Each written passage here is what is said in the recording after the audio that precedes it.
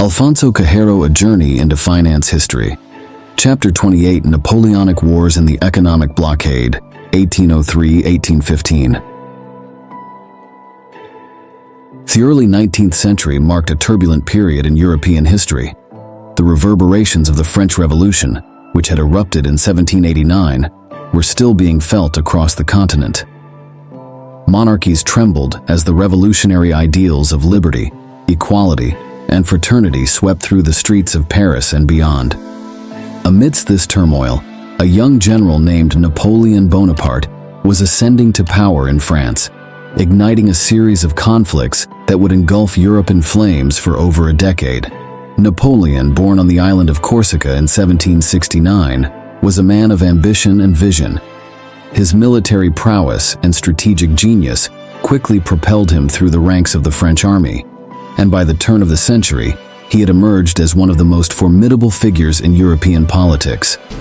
In 1804, Napoleon crowned himself Emperor of the French, signaling his intention to forge a new order on the continent, one that would be shaped by French dominance and his own indomitable will. The rise of Napoleon Bonaparte was nothing short of meteoric. Born into a family of minor nobility on the island of Corsica, he was educated in mainland France and soon demonstrated a remarkable aptitude for military strategy and leadership. In the chaos of the French Revolution, Napoleon's star began to ascend rapidly. His daring exploits on the battlefield earned him fame and acclaim, and by 1799, he had seized power in a coup d'etat, establishing himself as first consul of France. But Napoleon's ambitions knew no bounds. In 1804, he took the fateful step of proclaiming himself emperor, ushering in a new era of French imperialism and military conquest. With his unmatched charisma and strategic brilliance, Napoleon seemed destined to reshape the map of Europe according to his own designs. As Emperor of the French, Napoleon sought to consolidate his power and weaken his adversaries through a policy known as the continental system. Conceived as a means of waging economic warfare against Britain, Napoleon's plan called for a comprehensive blockade of British trade across the European continent. Under the terms of the continental system, Napoleon's allies and vassal states were forbidden from trading with Britain, with severe penalties imposed on those who dared to defy his edict. The continental system was a bold and audacious gambit, designed to strangle the British economy and force the island nation to capitulate to French hegemony. But the plan was not without its challenges. Britain, with its formidable navy and far-flung empire, proved to be a tenacious foe, adept at circumventing Napoleon's blockade through smuggling and other clandestine means. Moreover, many of Napoleon's erstwhile allies chafed under the restrictions imposed by the continental system, resentful of French domination and eager to pursue their own economic interests. Napoleon's ambitions were not confined to the European continent. In 1808, he embarked on a daring campaign to conquer the Iberian Peninsula, seeking to install his brother Joseph as King of Spain and extend French influence into the heart of the Mediterranean. But what began as a seemingly straightforward military incursion soon descended into a protracted and bloody conflict that would come to be known as the Peninsular War. The Peninsular War was a crucible of suffering and sacrifice, as Spanish and Portuguese guerrillas waged a relentless insurgency against the French occupiers. Despite initial successes, Napoleon's forces found themselves bogged down in a quagmire of asymmetrical warfare, struggling to maintain control over vast swathes of hostile territory. The conflict exacted a heavy toll on both sides, draining French manpower and resources, and sowing the seeds of resentment and resistance throughout the Iberian Peninsula.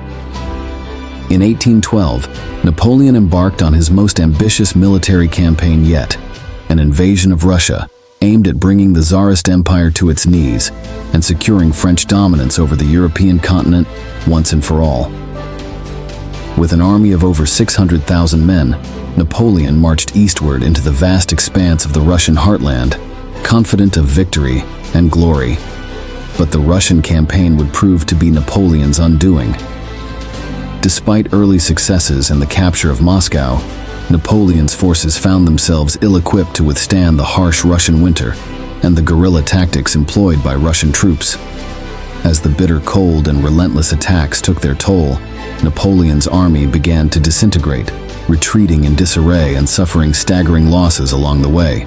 The Russian campaign would go down in history as one of the greatest military disasters of all time, a turning point that would ultimately seal Napoleon's fate. With his dreams of European domination in tatters, Napoleon found himself facing a coalition of his former allies and adversaries, determined to bring an end to his reign of terror.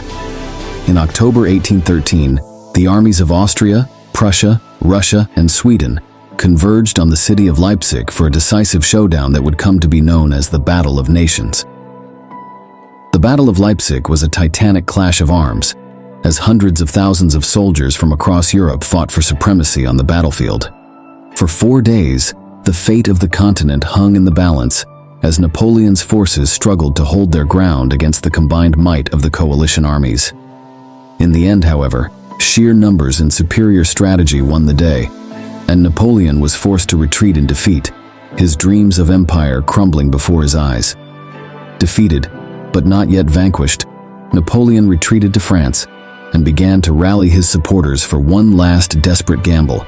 In March 1815, he made a dramatic return to power, escaping from exile on the island of Elba and marching triumphantly into Paris at the head of a ragtag army of loyalists and mercenaries.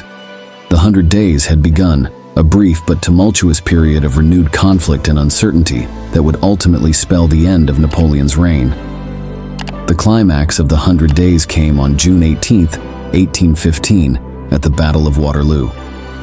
Faced with a coalition army led by the Duke of Wellington and the Prussian general Gebhard Leberecht von Blücher, Napoleon staked everything on a final, decisive victory that would secure his place in history. But fate had other plans, as a series of tactical blunders and miscommunications spelled disaster for Napoleon's forces. In a desperate last-ditch effort, Napoleon launched a doomed cavalry charge against the British lines, only to be repulsed with heavy losses. As the Prussian army closed in from the east, Napoleon's fate was sealed. The Battle of Waterloo marked the end of an era, as Napoleon's dreams of empire crumbled on the fields of Belgium. With Napoleon's defeat at Waterloo, Europe faced the daunting task of rebuilding in the aftermath of war. In September 1814, the great powers of Europe convened in Vienna for a diplomatic conference aimed at restoring stability and order to the continent. The Congress of Vienna was a grand spectacle of diplomacy and intrigue, as statesmen and diplomats from across Europe negotiated the terms of a new world order. Led by the Austrian statesman Clemens von Metternich, the Congress of Vienna sought to redraw the map of Europe in a way that would prevent any one power from dominating the continent. Borders were redrawn, alliances forged, and old rivalries set aside in the name of peace and stability. The Congress of Vienna would come to be seen as a defining moment in European history, as the great powers of the continent sought to chart a course for the future in the wake of Napoleon's defeat. The Napoleonic Wars left an indelible mark on Europe and the world, shaping the course of history in ways that are still felt to this day. At its height, Napoleon's empire stretched from the shores of Spain to the banks of the Dnieper, encompassing millions of subjects and dominating the economies of the continent. But beneath the surface of imperial glory lay a world racked by conflict and suffering, as millions of soldiers and civilians perished in the crucible of war. Yet the Napoleonic Wars also laid the groundwork for the emergence of modern Europe, ushering in an era of nationalism, liberalism, and constitutionalism that would ultimately transform the continent. The defeat of Napoleon at Waterloo marked the end of an age of absolute monarchy and the beginning of a new era of parliamentary democracy and individual rights. In this sense, the Napoleonic Wars can be seen as a crucible of change, forging the contours of the modern world in the fires of conflict and struggle. The Napoleonic Wars exacted a heavy toll on the peoples of Europe and the wider world, leaving behind a trail of death, destruction, and suffering that would haunt the continent for generations to come. Millions of soldiers marched off to war, never to return, while countless civilians were caught in the crossfire of battle, their homes and livelihoods destroyed by the ravages of conflict. But perhaps the greatest tragedy of the Napoleonic Wars was the toll it took on ordinary people who bore the brunt of the suffering caused by the ambitions of emperors and kings. Families were torn apart, communities devastated, and entire regions laid waste by the relentless advance of armies. In the end, the true cost of war can never be fully measured in terms of lives lost or cities destroyed, but in the shattered hopes and dreams of those who survived to pick up the pieces and rebuild their lives in the aftermath of conflict.